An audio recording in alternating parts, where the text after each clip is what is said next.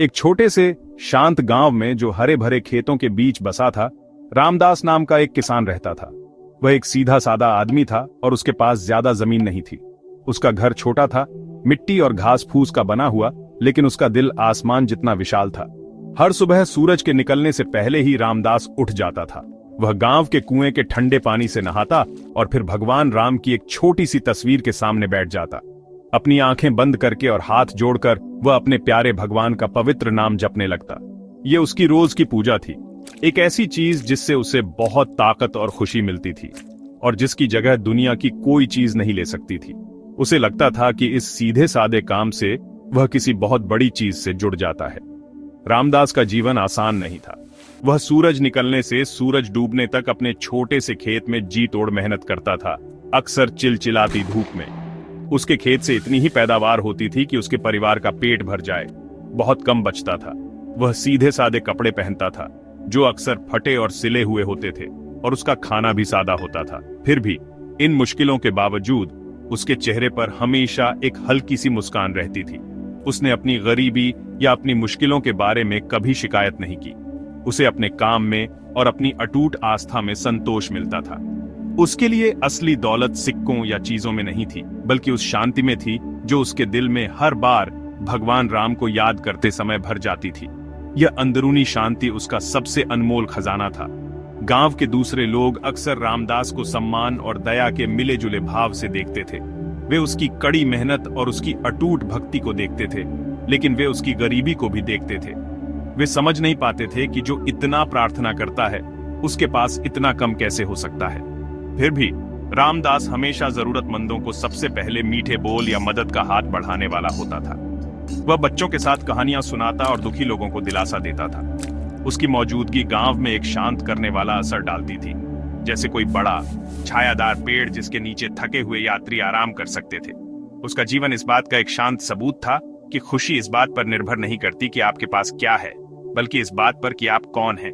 उसकी छोटी सी झोपड़ी एक गर्म जगह थी, इसलिए नहीं कि वहां बड़ी आग जलती थी, बल्कि इसलिए कि उसमें प्यार रहता था।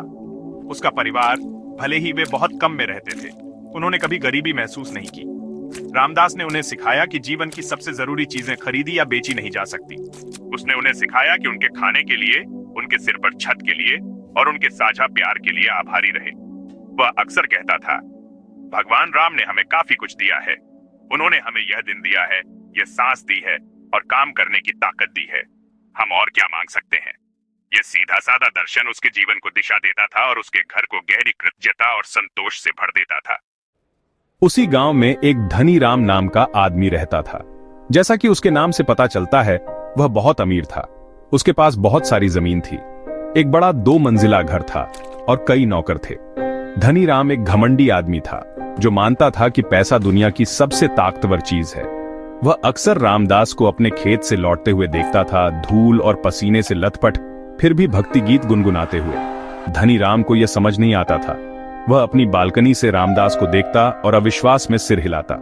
उसे केवल किसान की गरीबी, उसकी छोटी सी झोपड़ी और उसके सीधे सादे कपड़े दिखते थे, और उसे लगता था कि रामदास अपनी प्रार्थनाओं में समय बर्बाद कर रहा है, जिनसे उसे कोई भौतिक लाभ नहीं मिल रहा था।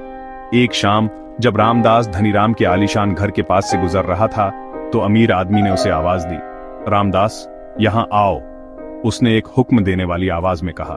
रामदास अपने सामान्य विनम्रता के साथ पास आया। धनीराम ने उसे नीचा देखते हुए पूछा, मैं तुम्हें रोज देखता हूं, अपने भगवान का नाम जपते हुए। तुम प्रार्थना में इतना समय बिताते हो। मुझे बताओ, तुम्हारे भगवान ने तुम्हें क्या दिया है?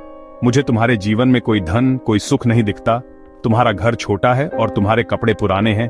तुम यह बेकार का काम क्यों जारी रखते हो? यह सवाल तीखा था और उपहास से भरा था, जिसका मकसद रामदास को उसकी आस्था के लिए मूर्ख महसूस कराना था। रामदास ने धनीराम की बातें शांति से सुनी। उसे सवाल से न तो ठेस लगी और न ही गुस्सा आया। उसने बस अपनी हल्की सी मुस्कान बिखेरी और अमीर आदमी को देखा। सेठ जी, उसने धनीराम को सम्मान पूर्वक संबोधित करते हुए कहा, यह सच है कि मेरे प्रभु राम ने मुझे सोने के ढेर या बड़ा घर नहीं दिया है। आप सही हैं। मेरे पास वह सुख नहीं है जो आपको मिलता है। मेरे पास वह है जो आप देख नहीं सकते, और वह कहीं ज्यादा कीमती है। रामदास की आवाज नरम लेकिन स्थिर थी, जिसमें उसके दिल की गहराई से निकली दृढ़ता थी। उसे अपनी बात कहने के लिए अपनी आवाज उठाने की जरूरत नहीं थी, क्योंकि उसकी शांति ही उसका तर्क थी। उसने आगे कहा, मेरी भक्ति मुझे कुछ ऐसा देती है जो पैसा नहीं खरीद सकता। ये मुझे मन की शांति देती है। जब मैं उनका नाम जपता हूं तो मेरी सारी चिंताएं दूर हो जाती हैं। ये मुझे हर दिन एक खुशहाल दिल से सामना करने की ताकत देती है, चाहे काम कितना भी मुश्किल क्यों ना हो। यह मुझे ऐसी खुशी से भर देती है जो मेरी संपत्ति पर निर्भर नहीं करती। वह एक पल के लिए रुका, फिर जोड़ा, आपके पास बहुत धन है सेठ जी, लेकिन क्या आपके पास यह शांति है? क्या आपको यह संतोष महसूस होता है? मेरी भक्ति मेरा सबसे बड़ा खजाना है। इन शब्दों के साथ रामदास ने सम्मान में हाथ जोड़े, थोड़ा सा झुका और अपने घर की ओर चला गया। धनीराम को अपने विचारों में अकेला छोड़ गया। मौसम बदले और एक साल मॉनसून की बारिश नहीं आई। आसमान साफ और नीला रहा, लेकिन यह एक क्रूर बादलों रहित नीला था जो कोई उम्मीद नहीं देता था। जमीन पर भीषण सूखा पड़ा। खेत जो कभी हरे भरे और लहलहाते थे, भूरे और फटे हुए हो गए। गांव का कुआं सूखने लगा और नदी पतली कीचड़ से भरी धारा में सिकुड़ गई। लोग चिंतित हो गए क्योंकि उनका जमा किया हुआ अनाज खत्म होने लगा। सूरज लगातार तप रहा था और पूरे गांव पर निराशा की छाया छा गई। यहां तक कि धनीराम, जो अमीर था, अपने विशाल खेतों के बंजर पड़े होने पर चिंतित होने लगा। सूखा एक बड़ा समानता लाने वाला था जिसने सभी को प्रभावित किया। इन मुश्किल समय में कई लोग स्वार्थी हो गए। उन्होंने अपना खाना छिपा लिया और अपना पानी पहरा दिया। लेकिन रामदास, गरीब किसान, अलग था। उसके पास शुरू में ही बहुत कम था, लेकिन जो कुछ भी था वह बांटने को तैयार था।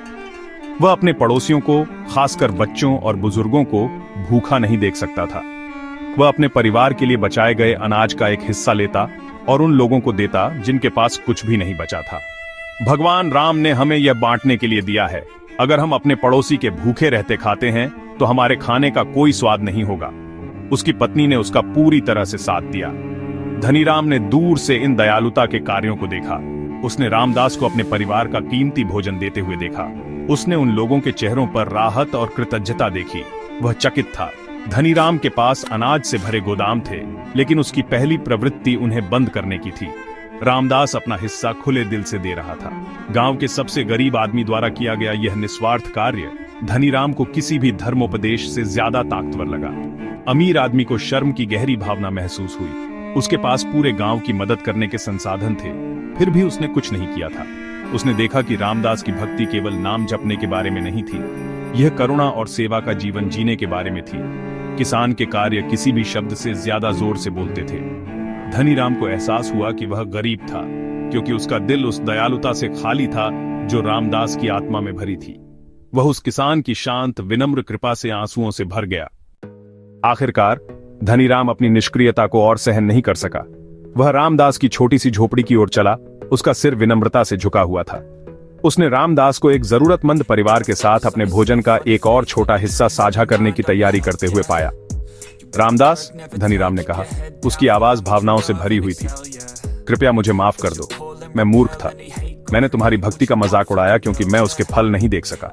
आज मैंने इसे देखा है। तुम इस गांव के सबसे अमीर आदमी हो क्योंकि तुम्हारा दिल प्यार और करुणा से भरा है। उसने कबूल किया कि वह अपनी संपत्ति की रखवाली में इतना व्यस्त था कि वह इंसानियत भूल गया था। उसने किसान के सीधे फिर भी शक्तिशाली उदाहरण से एक गहरा सबक सीखा था। रामदास ने बस मुस्कुराया और धनीराम को अंदर आने के लिए आमंत्रित किया।